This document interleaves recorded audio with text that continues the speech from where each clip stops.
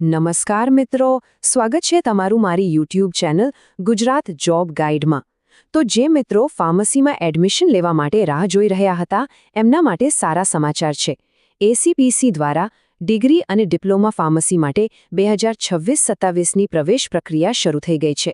ચાલો, આખી પ્રોસેસને આપણે એકદમ સરળ ભાષામાં સ્ટેપ બાય સ્ટેપ સમજીએ. તો જુઓ, સૌથી પહેલા અને સૌથી મોટા સમાચાર. એસીપીસીએ ડિગ્રી અને ડિપ્લોમા ફાર્મસી બંને માટે એડમિશન ફોર્મ ભરવાનું સત્તાવાર રીતે શરૂ કરી દીધું છે.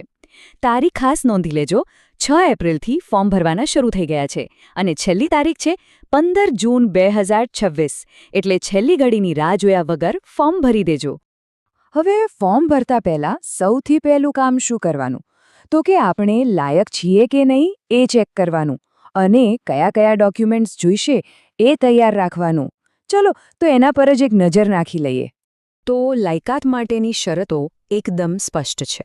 પહેલું તો ધોરણ 12 સાયન્સ સ્ટ્રીમ પાસ કરેલું હોવું જોઈએ. બીજું, GUJCET 2026ની પરીક્ષા આપેલી હોવી ફરજિયાત છે. હવે ટકાવારીની વાત કરીએ તો જનરલ કેટેગરીના વિદ્યાર્થીઓ માટે ઓછામાં ઓછા 45% અને જે અનામત કેટેગરીમાં આવે છે એમના માટે 40% જરૂરી છે.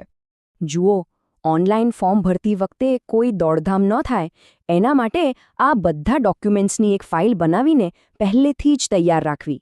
જેમ કે તમારો ફોટો અને સહી, જો લાગુ પડતું હોય તો જાતિ અને આવકનો દાખલો, સ્કૂલ લિવિંગ સર્ટિફિકેટ એટલે કે LC, ધોરણ 12 અને ગુજકેટની માર્કશીટ, અને હા, એક ચાલુ ઈમેલ ID અને મોબાઈલ નંબર. આ બધું હાથવગું હશે ને તો પ્રોસેસ એકદમ ફટાફટ અને સહેલાઈથી પતી જશે. ચાલો, તો ડોક્યુમેન્ટ્સ તૈયાર છે, લાયકાત પણ ચેક કરી લીધી. હવે સીધા મુદ્દા પર આવીએ કે ઓનલાઈન અરજી કરવાની કેવી રીતે, એની આખી પ્રોસેસ શું છે. આખી અરજી પ્રક્રિયા ખરેખર તો બહુ જ સરળ છે.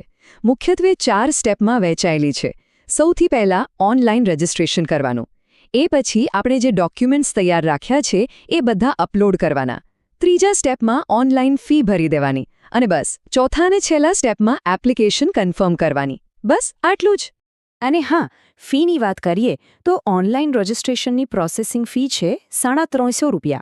એક વાતનું ધ્યાન રાખજો કે આ ફી સિવાય જે તે બેંકનો ચાર્જ અલગથી લાગી શકે છે. આ બધી પ્રોસેસ માટે ક્યાં જવાનું?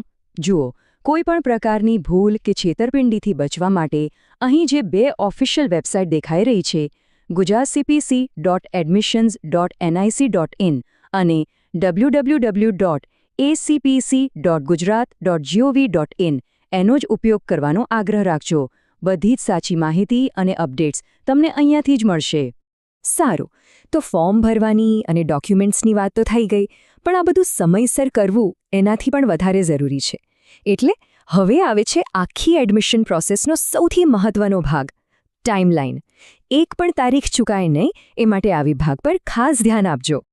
ઓકે, તો રજિસ્ટ્રેશન 6 એપ્રિલે શરૂ થઈને 15 જૂને પૂરું થશે. એ પછી 22 જૂને ગુજકેટના આધારે એક પ્રોવિઝનલ એટલે કે કામચલાઉ મેરિટ લિસ્ટ બહાર પડશે.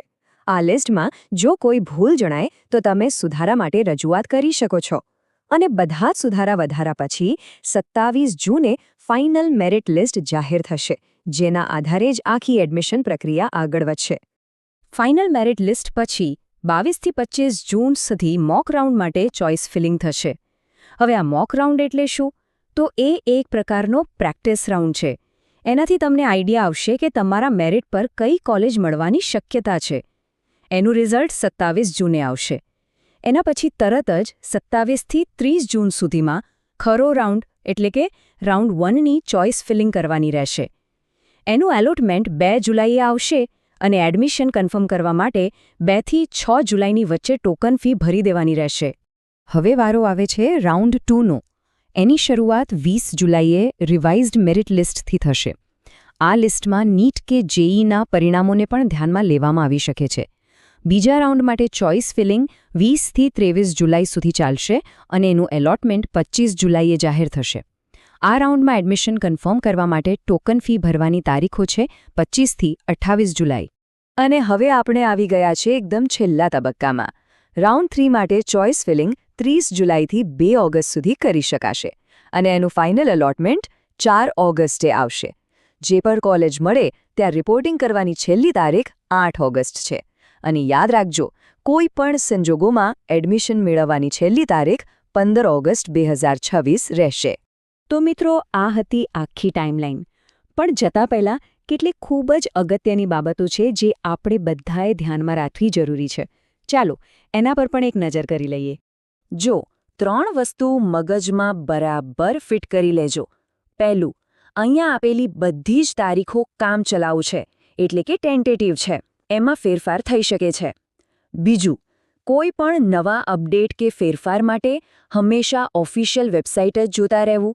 અને ત્રીજું, આખો time table pharmacy council of India એટલે કે PCI અને GTUની મંજૂરી પર આધાર રાખે છે, એટલે એમાં પણ ફેરફાર શક્ય છે.